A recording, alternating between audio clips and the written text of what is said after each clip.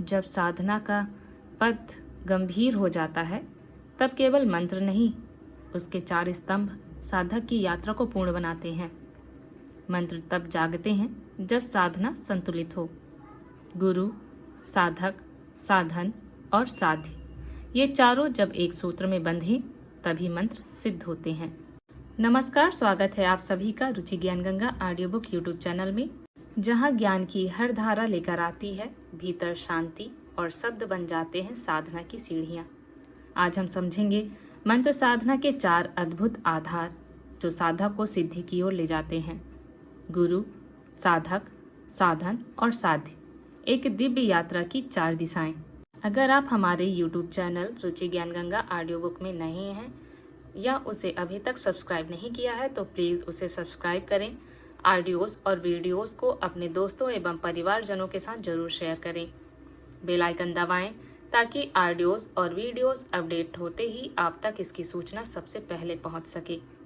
यदि आपकी कोई अपनी प्रतिक्रिया है या आप हमें कोई सुझाव देना चाहते हैं, उसे कमेंट बॉक्स में कमेंट करके हमें ज़रूर बताएं। आप अपनी फेवरेट बुक या अगली कौन सी बुक आप हमसे सुनना चाहते हैं, उसका नाम जरूर कमेंट में लिखकर बताएं। आपके सहयोग से ही यह ज्ञान धारा निरंतर बहती है। तो आइए, मंत्र साधना के 4 स्तंभ दीक्षा के अंतर्गत एक गूढ़ बिंदु है। पहला, गुरु। गुरु केवल ज्ञान नहीं देते, वह ऊर्जा का स्रोत होते हैं। बिना गुरु की कृपा मंत्र केवल ध्वनि रह जाते हैं। दीक्षा के माध्यम से गुरु मंत्र में चेतना भरते हैं। दूसरा, साधक। साधक वही है जो श्रद्धा और अनुशासन के साथ साधना करता है। मंत्र की शक्ति साधक की भावना से जुड़ी होती है। तीसरा, साधन। साधना के लिए स्थान, समय, मन की स्थिरता और शुद्ध वातावरण से ये सभी साधन हैं जो मंत्र को फलित करते हैं। चौथा, साध्य। मंत्र साधना का अंतिम लक्ष्य केवल सिद्धि नहीं बल्कि आत्मा का परमात्मा से मिलन है। यही है मंत्र का परम उद्देश्य, साध्य। तो आइए, प्राचीन मंत्रों का विज्ञान, ऋषियों के ज्ञान पुस्तक में ओम स्वामी जी ने दीक्षा के अंतर्गत और साधना के 4 स्तंभ के बारे में क्या लिखा है, आइए जानते हैं। मंत्र साधना की यात्रा के 4 मुख्य पहलू हैं। इस मार्ग पर सफलता आपके द्वारा किए गए प्रयासों की मात्रा, गुणवत्ता और निरंतरता पर निर्भर करती है। लेकिन सच्चाई यह है कि अन्य 3 तत्व महत्वपूर्ण भूमिका निभाते हैं। मंत्र साधना को संपूर्णता में समझने के लिए इसके 4 पहलुओं को समझना आवश्यक है। यहीं पर मंत्र योग ध्यान के मार्ग से अलग है। ध्यान में आप बिना गुरु के भी सफल हो सकते हैं। आपको किसी रूप पर ध्यान करने की आवश्यकता नहीं है। आपको किसी देवता या भगवान में कोई आस्था या भक्ति रखने की आवश्यकता नहीं है और आप तब भी ध्यान कर सकते हैं और ध्यान से मिलने वाली शांति का आनंद ले सकते हैं। हालांकि जब मंत्र योग की बात आती है तो किसी रूप में विश्वास एक शर्त है। अगले 4 अध्यायों में मैं मंत्र योग के 4 महत्वपूर्ण पहलुओं को कवर करूंगा। चारों में से किसी एक की अनुपस्थिति पूरे अभ्यास को अस्थिर कर देती है।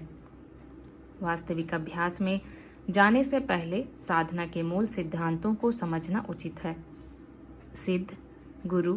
क्या आप सूर्य और चंद्रमा के प्रकाश में अंतर जानते हैं? सूर्य की उपस्थिति किसी भी अंधकार को मिटा देती है, जबकि चंद्रमा उसे पूरी तरह से खत्म किए बिना उसे दूर कर देता है। चंद्रमा सुखदायक है जबकि सूर्य उबलता है। चंद्रमा की तरह गुरु आपको वैसे ही रहने देता है जैसे आप हैं। आपको वैसे ही स्वीकार करता है जैसे आप हैं। हमेशा कोमल किरणों, प्रेम, देखभाल, ज्ञान और मार्गदर्शन का पूरा प्रकाश बिखेरता है। गुरु शिष्य का रिश्ता किसी और जैसा नहीं है, क्योंकि यह सामान्य लेन देन के आदान प्रदान से मुक्त है। यह सबसे अंतरंग और शुद्धतम रिश्तों में से एक है, क्योंकि इसमें कोई रहस्य नहीं है और कोई छिपा हुआ एजेंडा नहीं है। यह एक बंधन है, एक वाचा है जो तीव्र, गहन और अपरिवर्तनीय परिवर्तन करने में सक्षम है। गुरु 2 प्रकार के होते हैं, शिक्षा गुरु और दीक्षा गुरु। शिक्षा गुरु वह होता है जो ज्ञान प्रदान करता है। पूर्वी संस्कृति में सभी शिक्षक शिक्षा गुरु होते हैं। वे हमारी अज्ञानता को दूर करके हमारे जीवन को सार्थक बनाते हैं। हालांकि यहाँ मेरा ध्यान दूसरे प्रकार के गुरु पर है, दीक्षा गुरु। दीक्षा गुरु वह है जो आपको आत्म खोज के मार्ग पर आरंभ करता है। यह गुरु का वह रूप है जिसके गुणों का शास्त्रों में गुणगान किया गया है। यह वह गुरु है जिसे वैदिक ग्रंथों में ईश्वर के बराबर रखा गया है। अपने पेशे में मैं अक्सर ऐसे साधकों से मिलता हूँ जो नकली गुरुओं के शिकार हो गए हैं। नकली शिष्य भी हैं जो दीक्षा तो ले लेते हैं लेकिन पूरी तरह से शिक्षाओं का पालन नहीं करते। और फिर ऐसे लोग हैं जो पूरी लगन से अनुसरण करते हैं और ईमानदारी से अभ्यास करते हैं और फिर उनके संदेह और नकारात्मक प्रवृत्तियां बनी रहती हैं। उन्हें जरा भी बदलाव का अनुभव नहीं होता। गुरु को पाना अक्सर पहली नज़र में प्यार जैसा होता है। कभी कभी आप बस यह जान लेते हैं कि यह व्यक्ति आपका गुरु है। गुरु की विचारधारा के प्रति वह अचूक तत्काल आकर्षण कई लोगों को अनुभव होता है। और यहाँ पर समस्या है। मंत्र साधना के मार्ग पर गुरु की उपस्थिति में अच्छा महसूस करना या किसी प्रबुद्ध गुरु की उपस्थिति में मनोवैज्ञानिक रूप से सशक्त महसूस करना ही काफी नहीं है। अगर आप मंत्र साधना के मार्ग पर चलकर अपने सत्य की खोज करना चाहते हैं तो आपको अपने गुरु की कद काठी की जांच करनी चाहिए। क्या आपके गुरु ने कभी खुद साधना की है? क्या उन्होंने कोई मंत्र का जाप किया है? साधना के नाम पर सिर्फ मंत्र जपने से कोई परिणाम नहीं मिलने वाला है। उदाहरण के लिए, अगर आप पियानो सीखना चाहते हैं तो आप स्वाभाविक रूप से किसी ऐसे व्यक्ति से संपर्क करेंगे जो लंबे समय से पियानो बजा रहा हो। कोई व्यक्ति विश्व स्तर का ड्रमर हो सकता है लेकिन वह आपको पियानो सिखाने के लिए सबसे अच्छा व्यक्ति नहीं हो सकता। इसी तरह अगर आप मंत्र योग में महारत हासिल करना चाहते हैं तो आपको किसी सिद्ध व्यक्ति से दीक्षा लेनी चाहिए। किसी को भी अपना गुरु बनाने से पहले अपने भले के लिए नीचे सूचीबद्ध झूठे गुरुओं की 4 श्रेणियों पर विचार करें। मैं फिर से दोहराना चाहता हूं कि नीचे दिए गए विचार मंत्र योग के संदर्भ में हैं। नीचे दिए गए गुरु महान कार्य करने वाले महान लोग हो सकते हैं। न्याय करना मेरा विशेषाधिकार नहीं है।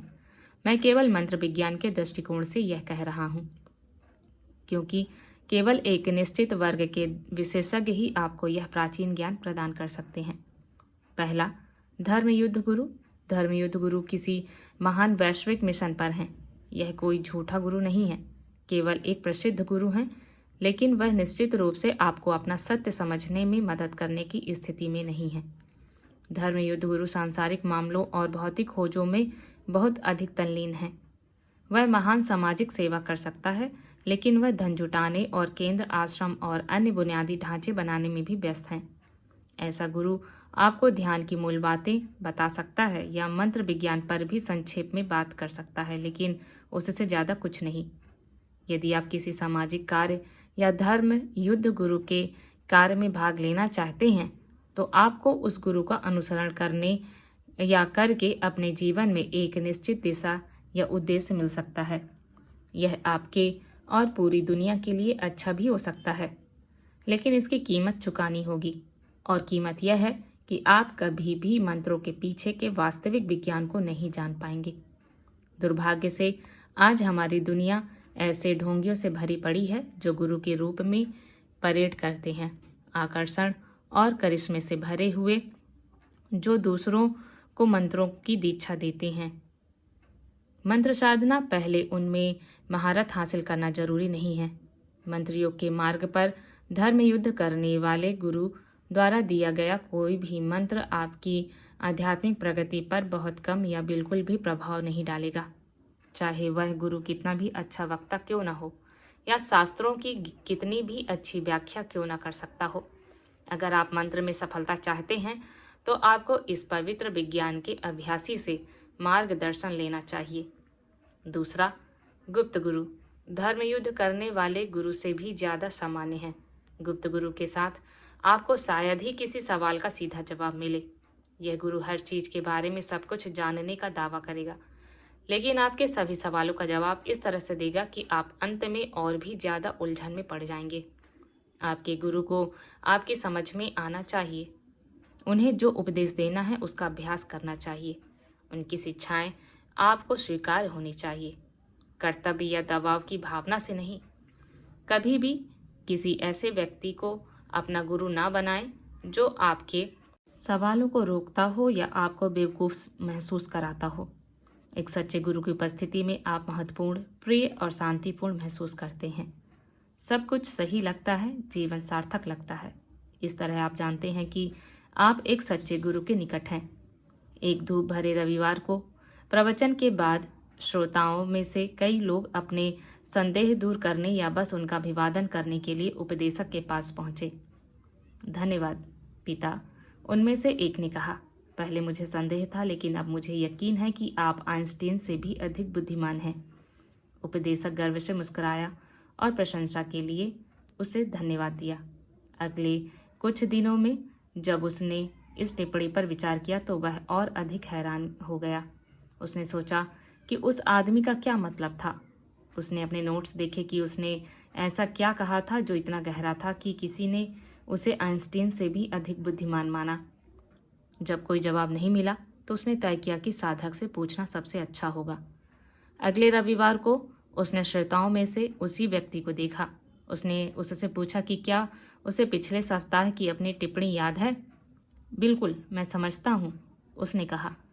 ठीक है, जब आपने कहा कि मैं आइंस्टीन से ज़्यादा होशियार हूँ तो आपका क्या मतलब था। ठीक है रेवेरेंड, उस आदमी ने जवाब दिया। वे कहते हैं आइंस्टीन इतने होशियार थे कि पूरी दुनिया में सिर्फ 10 लोग ही उन्हें समझ सकते थे। लेकिन सर, कोई भी आपको नहीं समझ सकता।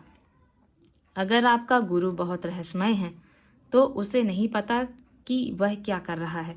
सत्य हमेशा सरल होता है, झूठ जटिल होता है। अगर आप महान संतों, आत्मज्ञानी लोगों के जीवन की विचार या जांच करें तो आप पाएंगे कि उन्होंने इस तरह से उपदेश दिया कि बच्चा भी उनकी सरल शिक्षाओं को समझ सकता है। ऐसी सरलता केवल अनुभव से, सच्चाई से आती है।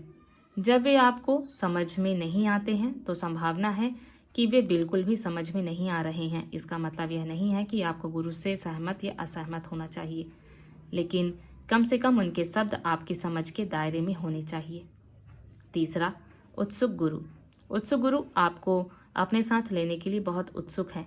अगर कभी कोई गुरु आपको उससे दीक्षा लेने के लिए कहता है तो उसे एक बुरे सपने की तरह अनदेखा करें, क्योंकि कोई भी सच्चा गुरु दीक्षा की बुनियादी आवश्यकता का उल्लंघन नहीं करेगा। यानी एक शिष्य को दीक्षा के लिए अनुरोध के साथ गुरु के पास जाना चाहिए। उत्सुक गुरु अपने गुरु के निर्माण में अधिक रुचि रखते हैं, उसका अनुसरण करना और उसकी प्रसिद्धि फैलाना। वह आपको दुनिया का वादा करेगा और व्यवहारिक रूप से कुछ भी नहीं देगा। जब कोई गुरु बहुत उत्सुक होता है तो आमतौर पर वह आपसे कुछ चाहता है। यह हमेशा पैसा नहीं होता, कभी कभी यह सिर्फ आपकी भक्ति या स्वीकृति भी होती है। उत्सुक गुरु आपको कभी भी आपकी खामियां नहीं बताएगा, क्योंकि वह किसी भी तरह से आपको अलग नहीं करना चाहता। अगर आपको बस उस व्यक्ति में भोग विलास, बेचैनी या अत्यधिक बातचीत के लक्षण दिखाई देते हैं तो आप सबसे अधिक संभावना एक उत्सुक गुरु की उपस्थिति में है। जितनी जल्दी हो सके वहां से निकल जाएं। चौथा, नकली गुरु। नकली गुरु हमेशा आपके डर पर निर्भर करता है। अगर आप इस किताब को अपने हाथों में पकड़े हुए हैं तो संभावना है कि आप इतने शिक्षित हैं कि ऐसे गुरुओं के झांसे में ना आए। ऐसा कहने के बाद मैं बहुत से ऐसे लोगों से मिलता हूँ जिन्हें नकली गुरुओं ने ठगा है। नकली गुरु केवल अपने उद्देश्य को आगे बढ़ाने पर ध्यान केंद्रित करता है, बिना आपकी भलाई की परवाह किए। आप ऐसे गुरु की उपस्थिति में कभी भी महत्वपूर्ण या मूल्यवान महसूस नहीं करते जब तक वे आपसे अधिकतम लाभ नहीं ले लेते। तब तक आपका उपयोग किया जाएगा। यदि आप ऐसे गुरु के जाल में फंस गए हैं तो भगवान आपकी मदद करें।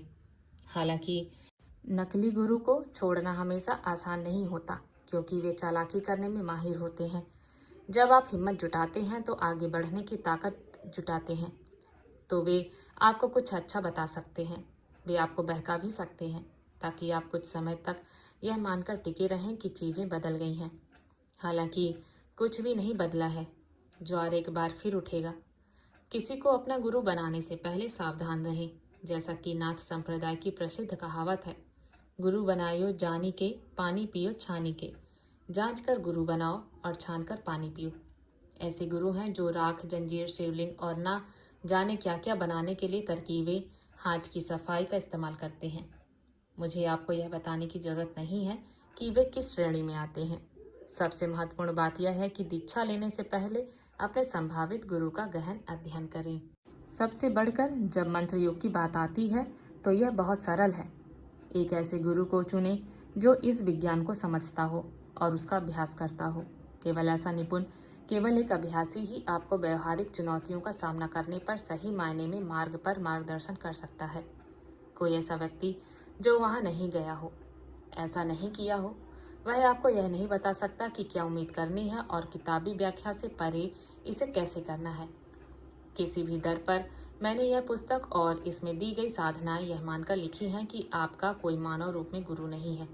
यदि आप परिश्रम पूर्वक चरणों का पालन करते हैं तो कोई कारण नहीं है कि आप सफल ना हो। जब आप ईमानदारी और सत्यनिष्ठा के साथ मार्ग पर चलते हैं तो प्रकृति के पास आपके जीवन में एक वास्तविक गुरु को प्रकट करने के अलावा कोई विकल्प नहीं बचता। यदि आप गुरु की उपस्थिति में दोषी, क्रोधित, नाराज या बेचैन महसूस करते हैं तो इसका केवल दो में से एक अर्थ हो सकता है। पहला, गुरु नकली है। दूसरा, आप उसके लिए तैयार नहीं हैं। सबसे बढ़कर किसी भी गुरु के प्रति जानबूझकर श्रद्धा महसूस करने का प्रयास बिल्कुल ना करें। समर्पण या स्वीकृति को मजबूर नहीं किया जा सकता।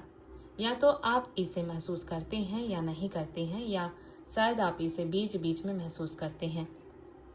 किसी भी तरह से यह ठीक है। अगर आराधना भीतर से नहीं आती है तो खुद को समय दें या अपने लिए एक नया गुरु खोजें। आस्था अंधी नहीं होनी चाहिए। एक सच्चा गुरु आपको दृढ़ता और दृढ़ विश्वास के साथ अपने मार्ग पर चलने के लिए प्रेरित करता है। वह आपके दिल की गहराई में शक्ति, दिव्यता, प्रेम, स्वीकृति और पूर्णता की अविश्वसनीय भावनाओं का आवाहन करता है। सबसे बढ़कर एक सच्चा गुरु सत्य और करुणा का अवतार होता है। साधक, आकांक्षी एक व्यक्ति एक पूर्ण गुरु की तलाश में था। वर्षों तक वह भारत के कोने कोने में घूमता रहा। जब भी कोई उसे बताता कि कोई सिद्ध उसके गांव में आ रहा है या कोई महान ऋषि फला जगह रहता है तो वह तुरंत सब कुछ छोड़कर वहां चला जाता। लेकिन हर बार वह निराश होकर लौटता। कुछ गुरु उन्हें लगता था बिल्कुल पागल थे और कुछ उन्हें शास्त्रों के प्रति बहुत समर्पित लगे। एक या दो गुरु उन्हें पसंद थे जो भक्ति के बारे में थे और कुछ उन्हें बहुत रहस्यमय लगे। उन्हें लालची गुरु मिले, नकली गुरु मिले, यहाँ तक कि क्रूर भी, लेकिन उन्हें कभी भी वह आदर्श गुरु नहीं मिला जिसकी उन्हें तलाश थी। कुछ साल बीत गए और यहाँ तक कि उनके परिवार के सदस्यों ने भी उनके लिए प्रार्थना करना शुरू कर दिया, क्योंकि इस निराश व्यक्ति की हर चीज में रुचि खत्म हो गई थी। क्या मेरे लिए कोई आदर्श गुरु नहीं है? वह अक्सर कहा करते थे। इस तरह 12 साल बीत गए और एक दिन उन्होंने सुना कि एक सिद्ध गुरु उनके गांव के बाहरी इलाके में ध्यान में बैठे हैं। आशा और उत्साह के साथ वह उस स्थान पर पहुंचे। निश्चित रूप से उन्हें अपना आदर्श गुरु मिल गया। उनका परिवार खुश था कि आखिरकार उन्हें वह मिल गया जिसकी उन्हें तलाश थी। लेकिन उन्होंने उनसे पूछा, तुम्हें कैसे पता कि वह आदर्श गुरु हैं? ओह, इसमें कभी कोई संदेह नहीं था, उन्होंने जवाब दिया। जैसे ही मैंने उनसे मिला उन्होंने मुझे बताया कि मैं उनका आदर्श शिष्य हूँ। जब कोई गुरु अपने शिष्य को सुधार के क्षेत्रों का पता लगाए बिना ही उसे आदर्श घोषित कर देता है तो आध्यात्मिक विकास उसी क्षण रुक जाता है। गुरु रखने का पूरा उद्देश्य यह है कि हम इस बात से अनजान ना रहें कि हमें किस पर काम करने की जरूरत है। मंत्र साधना का दूसरा सबसे महत्वपूर्ण पहलू साधक है, यानी आप। संगीतकार के बिना संगीत नहीं हो सकता, आपके बिना साधना नहीं हो सकती। गुरु आपका मार्गदर्शन कर सकते हैं, आपकी मदद कर सकते हैं, आपको निर्देशित कर सकते हैं, लेकिन अंततः आपको ही साधना के कठिन घंटों में बैठना होगा और यह आप ही होंगे और दुनिया, अगर आप अपनी नई ऊर्जा का उपयोग दूसरों की मदद करने के लिए करते हैं जो उस प्रयास का फल प्राप्त करेंगे। इससे पहले कि मैं आपके साथ विभिन्न प्रकार के साधकों को साझा करूं, मैं आपको बता दूं कि धर्मग्रंथ एक अच्छे शिष्य के लक्षण के रूप में क्या मानते हैं। 4 लक्षणों के अलावा विनम्र, साफ सुथरा, मृदुभाषी, संतुष्ट। इसके अलावा एक अच्छा शिष्य विश्वास से भरा होता है और उसमें स्थिरता की एक डिग्री होती है। एक शिष्य को लालची या संदेह से भरा नहीं होना चाहिए। उसे अपने गुरु से विनम्रता से बात करनी चाहिए और उनके पास जाना चाहिए। उसे ईश्वर में आस्था और अपने गुरु, मंत्र और देवता के प्रति अटूट भक्ति की आवश्यकता होती है। एक अच्छा शिष्य अपने गुरु के सामने बहुत अधिक बोलने या झूठ बोलने से बचता है। उसे अपने गुरु के साथ कोई भी भौतिक लेन देन नहीं करना चाहिए। सबसे बढ़कर उसे अपने गुरु की सेवा करने की इच्छा होनी चाहिए। अगर आप मुझसे पूछें तो ये बहुत सारे चाहिए हैं, या शायद अगर किसी व्यक्ति में ये सभी गुण होते हैं तो उसे किसी चीज़ या किसी की तलाश करने की आवश्यकता नहीं होती है। ऐसा कहने के बाद हम तब तक वहाँ नहीं पहुँच सकते जब तक हम प्रयास ना करें। साधना का पूरा उद्देश्य आपको भीतर से बदलना है। आपकी पुरानी त्वचा को उतार फेंकना है, उन कमियों से मुक्त होना है जिनके कारण आप पहली बार गुरु की तलाश में गए थे।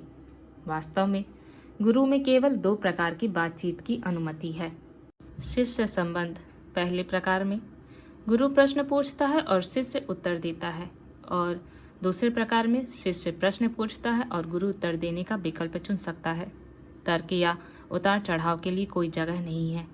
इससे स्वाभाविक रूप से यह प्रश्न उठता है, क्या इसका मतलब यह है कि एक शिष्य को एक नम्र गाय होना चाहिए और अपने गुरु को कभी चुनौती नहीं देनी चाहिए? बेशक आप अपने गुरु को चुनौती दे सकते हैं, लेकिन ऐसी चुनौती आपके मन में जलते हुए प्रश्नों को हल करने के लिए होनी चाहिए। एक प्रश्न जिज्ञासा से पूछा जाना चाहिए, न कि बहस जीतने या किसी बात को साबित करने के इरादे से। अगर आपके मन में ऐसी भावना है तो उस व्यक्ति को अपना गुरु क्यों बनाएं? अगर आपको लगता है कि आप पहले से ही अपने गुरु से ज़्यादा जानते हैं तो गुरु शिष्य संबंध के पवित्र बंधन में क्यों पड़ें?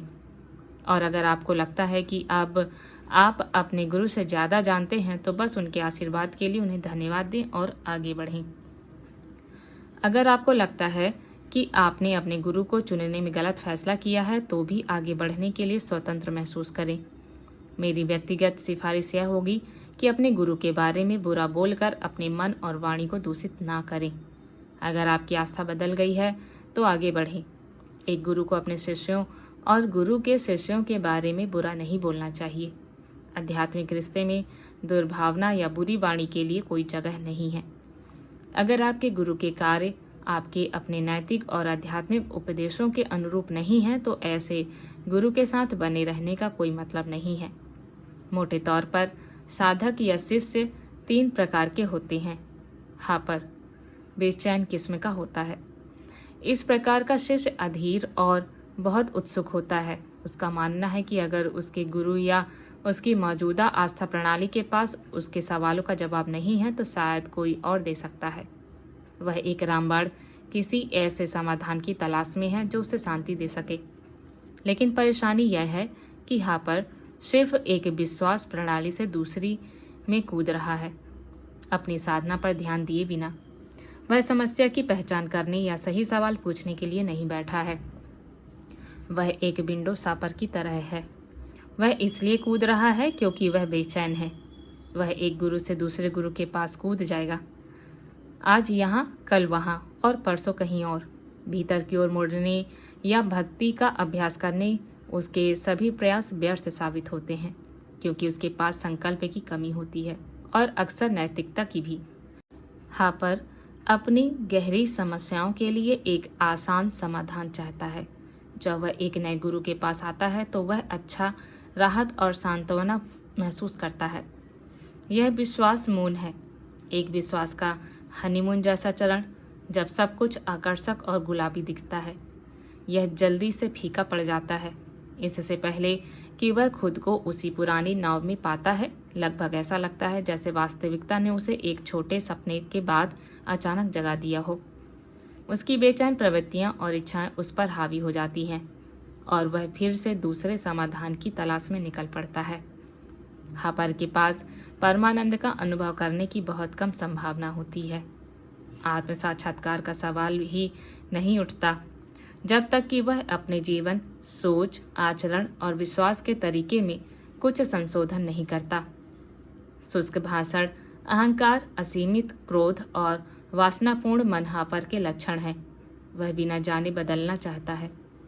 कैदी हापर की तुलना में कैदी प्रकार अधिक स्थिर होता है। उसकी स्थिरता उसकी आंतरिक स्थिति और बाहरी परिस्थितियों के आधार पर भिन्न होती है।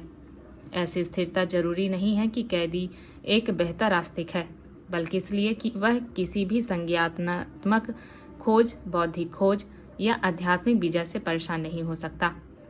इस प्रकार के आस्तिक को कैदी इसलिए कहा जाता है क्योंकि वह किसी और की विश्वास प्रणाली का बंदी होता है। अक्सर कैदी सब कुछ अपने गुरु पर छोड़ देता है।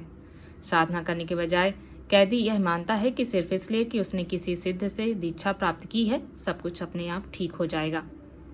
यह एक आम और गंभीर गलती है। साधना के मार्ग से बाहर भक्ति के मार्ग पर भी, जिसमें पूर्ण समर्पण की आवश्यकता होती है, व्यक्ति को अपने प्रयासों को नहीं छोड़ना चाहिए। कोई भी ऐसा मार्ग जो आपको अपने जीवन और कार्यों की जिम्मेदारी लेने से हतोत्साहित करता है, वह जेल से अलग नहीं है। जेल में आप भोजन और देखभाल के लिए जेलर और पहरेदारों पर निर्भर होते हैं।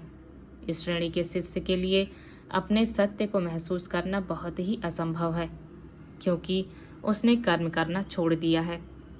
खोजकर्ता एक दुर्लभ प्रकार का शिष्य है, क्योंकि इस प्रकार के विश्वास के लिए प्रयास और समर्पण, दृढ़ संकल्प और भक्ति के बीच एक पूर्ण संतुलन की आवश्यकता होती है। खोजकर्ता सही गुरु को पाता है और वहीं बस जाता है। वह समझता है कि अपने गुरु के आशीर्वाद और मार्गदर्शन से परे वह स्वयं मार्ग पर चलने के लिए जिम्मेदार है। वह खोखले तर्कों और शुष्क वाद विवाद से आगे निकल जाता है। अपने स्वयं के प्रयासों और गुरु की कृपा से उसका विश्वास ज्ञान में बदल जाता है। विश्वास बुद्धि की उपज है। जब तक कोई कहता है मुझे विश्वास है, इसका मतलब है कि उन्होंने अभी तक अपना सत्य नहीं खोजा है।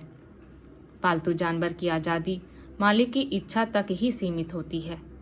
एहसास होने पर अभिव्यक्ति अपने आप ही मुझे विश्वास है से बदलकर मुझे पता है हो जाती है। कोई भी सेकेंड हैंड चीज ज्ञान नहीं हो सकती, वह सिर्फ सूचना है जब हम उस जानकारी का इस्तेमाल करते हैं। ज्ञान ही वह ज्ञान है जो हमें अपने अनुभव के आधार पर किसी निष्कर्ष पर पहुंचने में मदद करता है। यदि आप रोगी हैं तो आपको ही स्वस्थ होने के लिए दावा लेने की आवश्यकता है।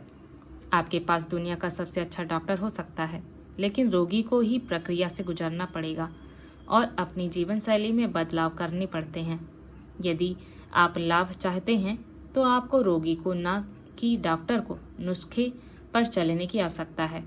यदि कोई शिष्य साधना के मार्ग पर प्रतिबद्ध नहीं है तो भगवान को अपना गुरु बनाने से भी कोई लाभ नहीं होगा। जो साधक धैर्यवान, सतर्क और मार्ग पर मेहनती हैं, उसे गुरु के साथ या उसके बिना सिद्धि अवश्य प्राप्त होती है।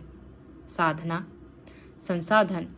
मैं बद्रीनाथ में 12,000 फीट की ऊंचाई पर एक गुफा में रह रहा था, जब एक दिन एक छोटा लड़का जिसकी उम्र 23 साल से अधिक नहीं थी मेरे पास आया। क्या मैं उस गुफा में ध्यान कर सकता हूँ? उसने मुझसे एक गुफा की ओर इशारा करते हुए पूछा, जो मेरी गुफा से कुछ 100 मीटर दूर थी। मैंने उनसे कहा कि वह गुफा साधकों के लिए उपयुक्त नहीं है, क्योंकि जब भी बारिश होगी, जो लगभग हर दिन होता है, उसमें पानी भर जाएगा। आपका किराने का सामान, खाना पकाने का चूल्हा, बिस्तर, सब कुछ भीग जाएगा। मुझे परवाह नहीं है, क्योंकि मेरे पास कोई बिस्तर या बर्तन या ऐसा कुछ भी नहीं होगा।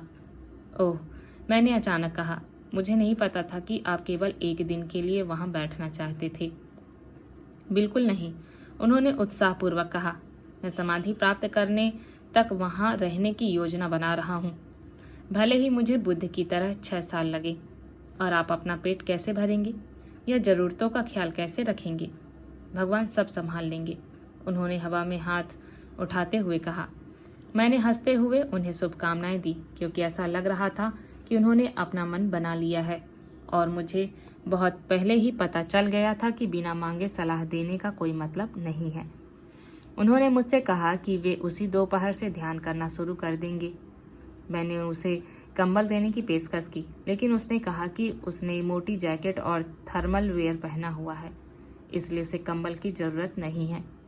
मैंने उससे कहा कि अगर उसे किसी भी प्रकार की मदद की ज़रूरत हो तो वह मेरे पास आ सकता है। मैंने उसे फिर से चेतावनी दी। मेरे हिसाब से वह गुफा सोने के लिए उपयुक्त नहीं है।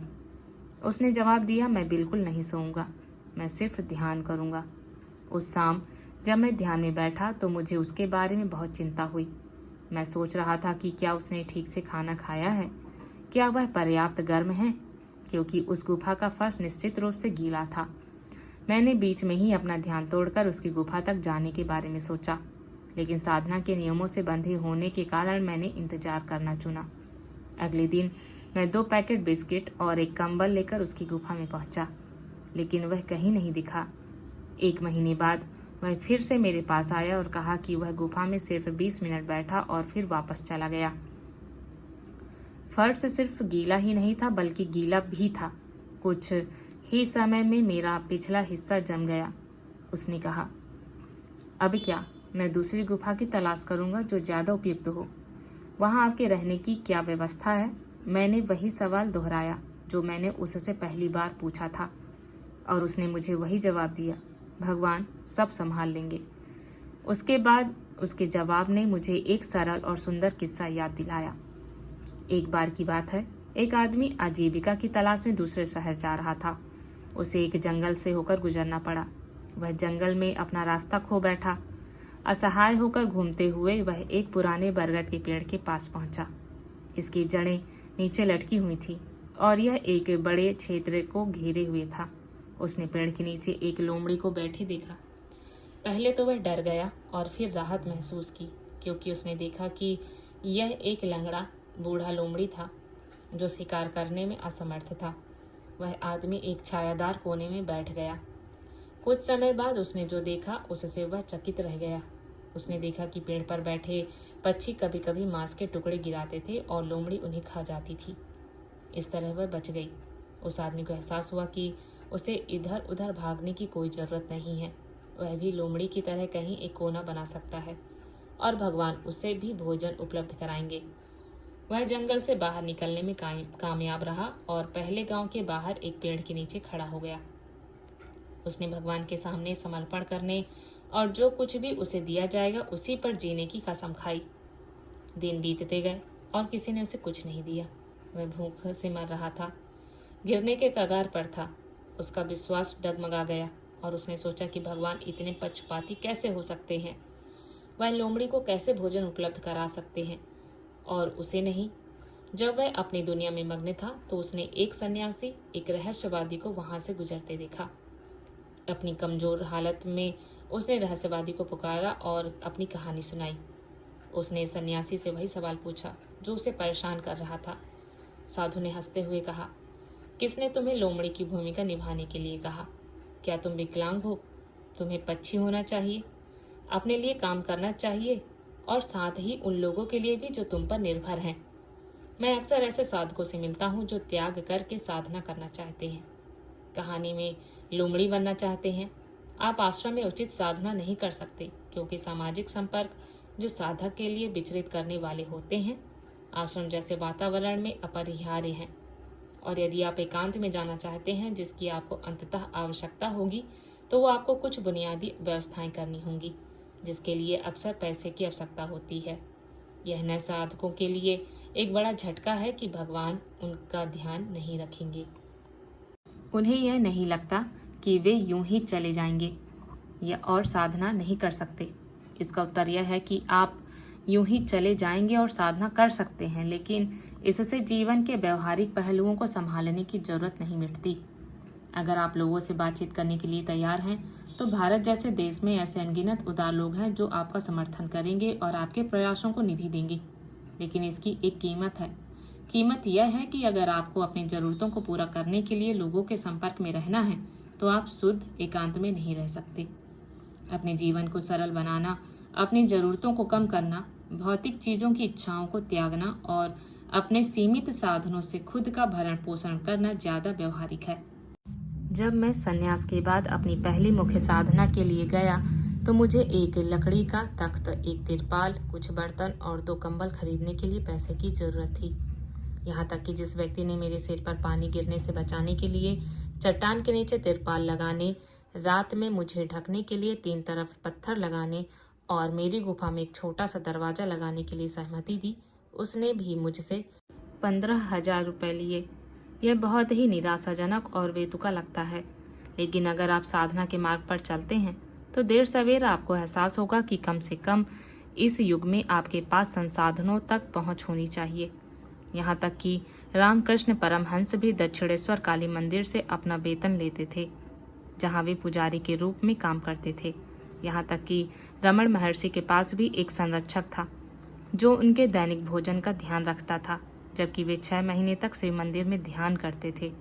आपको भी संरक्षक मिल सकता है, लेकिन मैं जो कहना चाहता हूँ वह यह है कि दिव्य लक्ष्य की खोज का मतलब यह नहीं है कि आपके सामने कोई व्यवहारिक चुनौतियाँ नहीं होंगी। मंत्र योग के मार्ग पर अगर आप ऐसी साधना कर रहे हैं जिसमें पूजा यज्ञ के लिए सामग्री की आवश्यकता होती है, तो आपको उन्हें कहीं से किसी कीमत पर खरीदना होगा। मेरा व्यक्तिगत विचार है कि अगर आप अपनी बुनियादी जरूरतों का ध्यान रख सकते हैं तो आप अपनी साधना पर अधिक गुणवत्तापूर्ण समय बिता सकते हैं। कम से कम मैंने यही रास्ता अपनाया। मैंने अपनी यात्रा में अपनी उस संपत्ति को छोड़ दिया जिसका मुझे कोई उपयोग नहीं था, लेकिन जिस कंपनी की मैंने कभी स्थापना की थी उससे मिलने वाले 15,000 रुपये प्रति माह के वजीफे ने मुझे यात्रा करने, रहने, व्यवस्था करने और एकांत में रहने तथा अपना सारा समय साधना में लगाने में मदद की। और कुछ वर्षों बाद जब मेरी पुस्तकों से कुछ आय होने लगी जो मेरे बिलों का भुगतान करने के लिए पर्याप्त थी, तो मैंने वजीफा बंद करने के लिए कहा। वह पैसा किसी अन्य उद्देश्य के लिए इस्तेमाल किया जा सकता था। दूसरे शब्दों में, मैं यह सुझाव नहीं दे रहा हूं कि आप कहीं पैसा जमा कर लें या संचय करना शुरू कर दें। मैं केवल यह कह रहा हूं कि सच्ची साधना के मार्ग पर आपको संसाधनों के बारे में प्रश्न का सामना करना पड़ेगा। हम बुद्ध या महावीर के समय में नहीं रह रहे हैं। यदि आप पूर्ण एकांत चाहते हैं तो आपको अपनी व्यवस्था स्वयं करनी होगी। बिना सहारे की साधना का अभ्यास करना संभव नहीं है। संसाधनों से मेरा मतलब यह नहीं है कि आपको पर्याप्त वित्तीय पूंजी की आवश्यकता है। शुरुआती चरणों में आप घर बैठे साधना शुरू कर सकते हैं। जैसे जैसे आप आगे बढ़ेंगे, आपकी परिस्थितियां आपको साल में कम से कम 1 या 2 बार, 1 हफ्ते, 10 दिन या 1 महीने के लिए साधना अवकाश की तरह करने की अनुमति देंगी। उस अवकाश के दौरान आपकी दिनचर्या गहन ध्यान होगी। इसके अलावा निरंतर प्रगति के साथ आपको मौन और एकांत के गहन अभ्यास के लिए एक शांत स्थान की आवश्यकता होगी। गहन अभ्यास के बिना आपको गंभीर परिणाम नहीं मिलेंगे।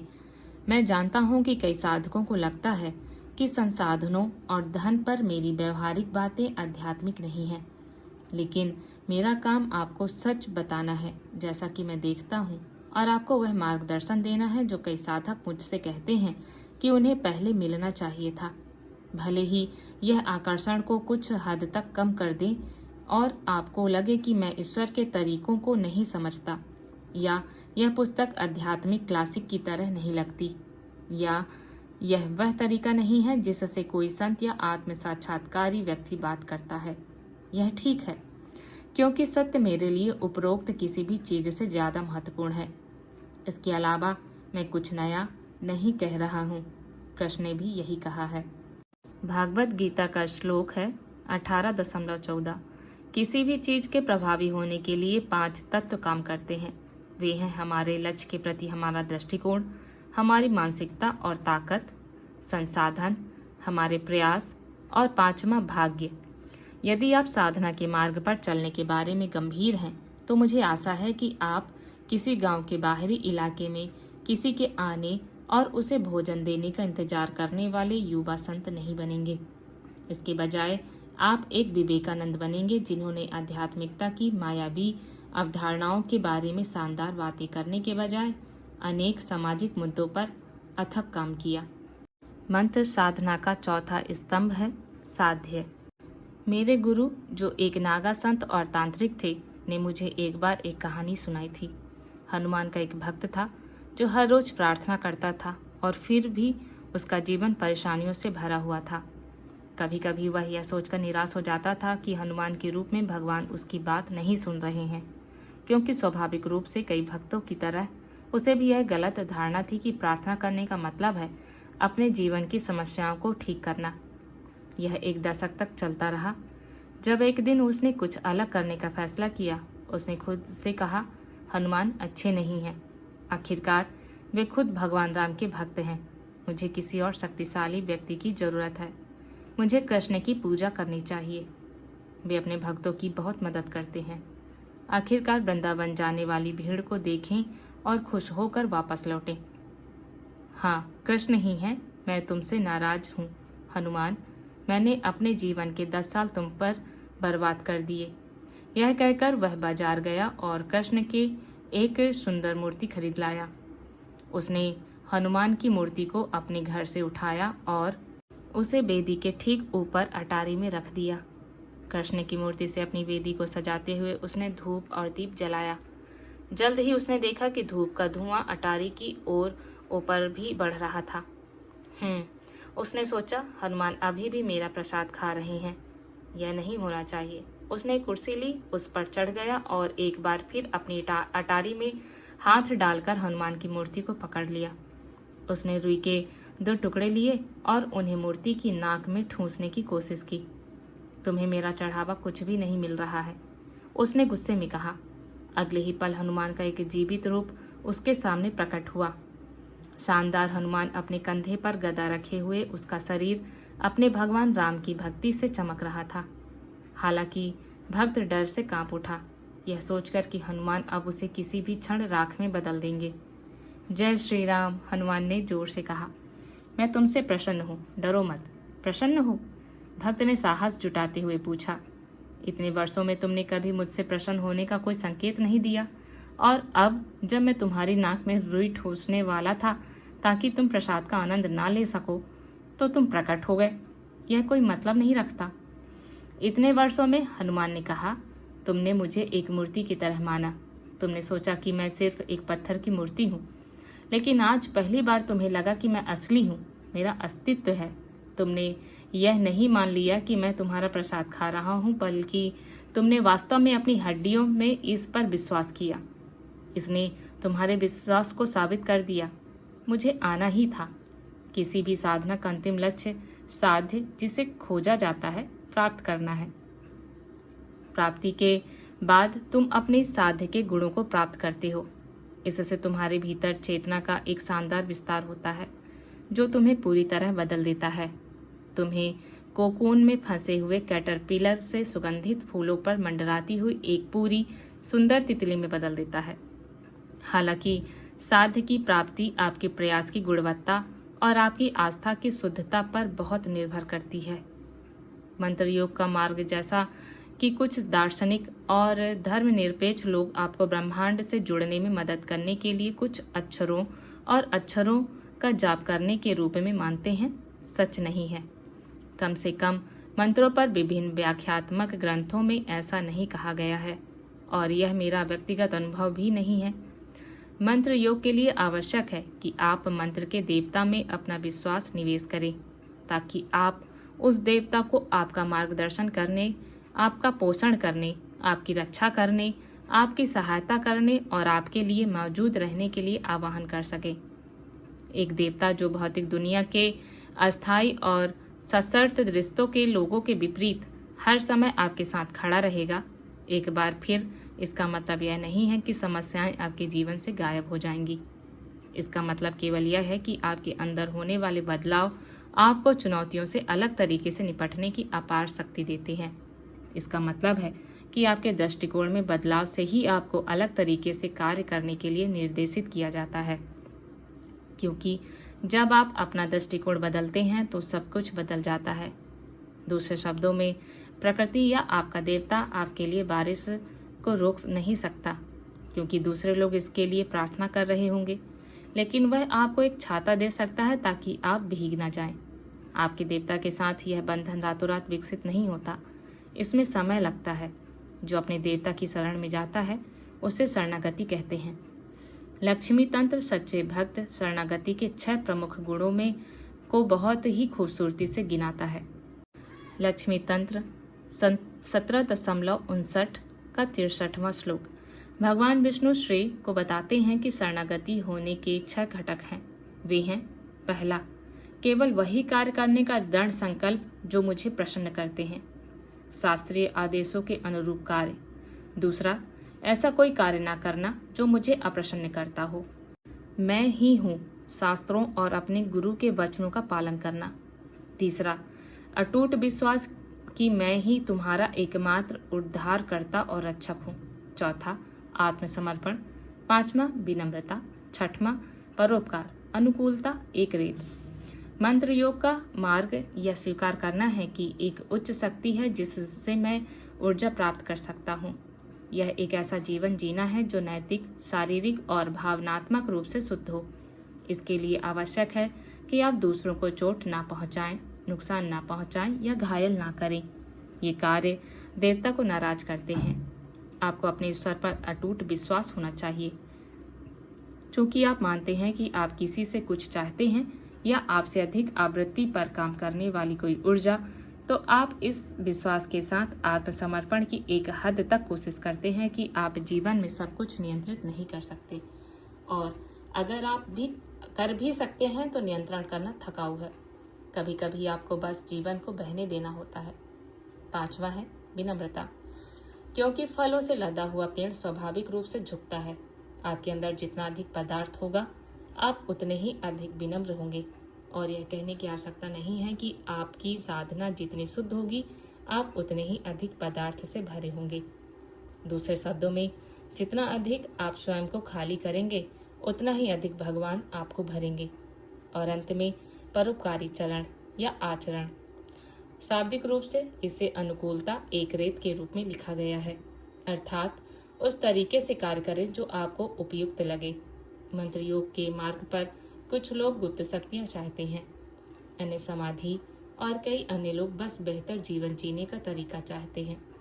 सही अभ्यास से लगभग कुछ भी संभव है। एक योगी के लिए लक्ष्य योग समाधि प्राप्त करना हो सकता है। मंत्रिन के लिए लक्ष्य मंत्र की अव्यक्त शक्ति का वहन करना हो सकता है। सांसारिक लोगों के लिए यह केवल भौतिक धन अर्जित करना हो सकता है। बीमार लोगों के लिए यह अपने शारीरिक स्वास्थ्य को पुनः प्राप्त करना हो सकता है। आपका लक्ष्य चाहे जो भी हो, एक समय में एक ही लक्ष्य रखना और उसके अनुसार अभ्यास करना महत्वपूर्ण है। कार्य की दिशा तभी तय की जा सकती है जब आप गंतव्य को जानते हो। आपकी साधना को प्राप्त करना है। नियम, अनुशासन, रूपरेखा और दर्शन केवल एक लक्ष्य तक पहुंचने का साधन है। एक बार ऐसा करने के बाद आप अपने स्वयं के नियम निर्धारित करने के लिए तैयार हैं, क्योंकि जब आप मुक्त हो जाते हैं तो आप स्वतंत्र हो जाते हैं, हर चीज से मुक्त। शुरू में नियमों का पालन करना महत्वपूर्ण है। जैसे जब आप राजमार्ग पर गाड़ी चला रहे होते हैं तो अपनी और दूसरों की सुरक्षा के लिए आप यातायात के नियमों का पालन करते हैं, लेकिन घर पहुंचने के बाद आप लेन में नहीं चलते या मुड़ने से पहले इंडिकेटर नहीं लगाते। आध्यात्मिक मार्ग पर नियम आपकी सहायता के लिए हैं, जैसे लेन चिन्ह आपको गाड़ी चलाते समय मार्गदर्शन करने के लिए हैं। यदि आप अपने अनुशासन को एक अनुष्ठान में बदल देते हैं, परम को भूल जाते हैं, तो आपका मार्ग आनंद और खुशी से रहित शुष्क अभ्यासों का समूह बन जाता है। शुरू में मंत्र योग से लाभ उठाने के लिए इसे पूरी तरह से स्वीकार करना और उसका अभ्यास करना चाहिए। भाग से वास्तव में लाभ उठाने और इसे समझने के लिए हम पूरे को अनदेखा नहीं कर सकते।